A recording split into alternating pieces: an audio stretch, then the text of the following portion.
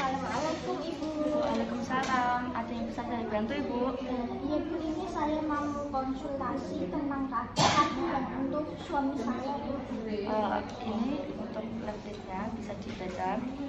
Jadi mengenai KB, apa Ibu sebelumnya pernah mendengar istilah vasektomi Bu? Belum pernah Bu. Jadi saya jelaskan Ibu, vasektomi itu adalah cara KB permanen bagi pria yang sudah memutuskan tidak ingin mempunyai anak lagi. Vasektomi adalah prosedur klinik untuk menghentikan kapasitas reproduksi pria dengan jalan melakukan oklusi fase diferensiat sehingga jalur transportasi sperma terhambat dan proses fertilisasi penyatuan dengan ovum tidak akan terjadi. Vasektomi juga adalah pemotongan vas deferens yang merupakan saluran yang mengangkut sperma dari epididymis di dalam testis ke vesikula seminalis. Dengan memotong vas deferens, sperma tidak mampu mengejakulasikan dan pria akan menjadi tidak subur setelah vas deferens bersih dari sperma. Pada pelaksanaan vasektomi ini, saluran sel mani yang berfungsi menyalurkan sperma tidak dikeluarkan dan tidak bisa bertemu dengan sel telur. Dengan demikian, bila suami istri melakukan hubungan seksual, tidak akan terjadi kehamilan yang disebabkan karena tidak terjadinya pertemuan antara sperma suami dan sel telur. Untuk efektivitas vasektomi sendiri yaitu adalah bentuk kontrasepsi yang sangat efektif. Angka kegagalannya langsung adalah 1/10 banding angka kegagalan lanjutnya adalah antara 1/3000. Kelebihan vasektomi sendiri yaitu 1. Tidak mengganggu ereksi, potensi seksual, dan produksi hormon. Yang kedua, perlindungan terhadap terjadinya kehamilan sangat tinggi, dapat digunakan seumur hidup. Yang ketiga, tidak mengganggu kehidupan seksual suami istri. Yang keempat, lebih aman, keluhan lebih sedikit. Yang kelima, lebih praktis, hanya memerlukan 1 kali tindakan. Yang keenam, lebih efektif, tingkat kegagalannya sangat kecil. Yang ketujuh, lebih ekonomis, hanya memerlukan biaya untuk 1 kali tindakan.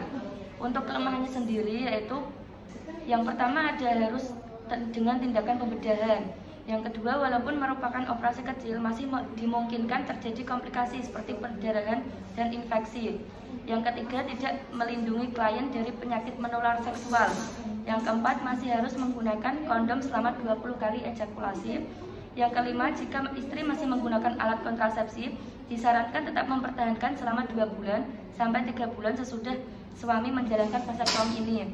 Yang keenam, klien perlu istirahat total selama 1 hari dan tidak bekerja selama 1 minggu.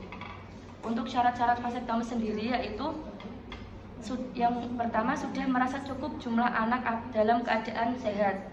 Yang kedua, atas kehendak sendiri dan mendapat persetujuan dari istri. Yang ketiga, dalam kondisi keluarga yang harmonis. Yang keempat, pasutri dalam keadaan sehat. Dan yang terakhir, usia minimal 25 tahun.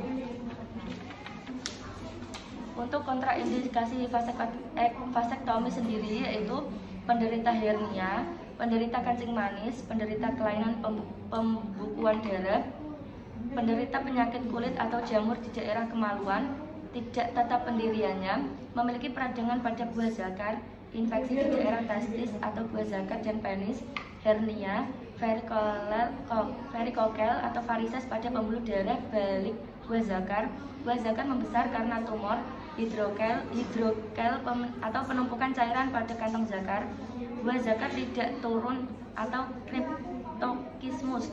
Yang terakhir, penyakit kelainan pembuluh darah. Untuk efek samping vasektomi sendiri yaitu ada yang pertama infeksi, kedua hematoma, yang ketiga granuloma sperma, yang ketiga rekanalisasi spontan, dan yang terakhir pendarahan. Itu Ibu, apakah sudah jelas? Baik Ibu, penjelasannya sudah jelas. Untuk mengevaluasi dari apa yang saya jelaskan tadi, tolong sebutkan apa tadi definisi dari vasektomi Ibu. Untuk definisi vasektomi sendiri yaitu KB permanen bagi pria yang sudah memutuskan tidak ingin mempunyai anak lagi Ibu. Ya. Baik, karena sudah cukup jelas, saya rasa cukup. Atau ada pertanyaan lagi Bu? Sudah Bu, sudah cukup. Baik, terima kasih ya Bu.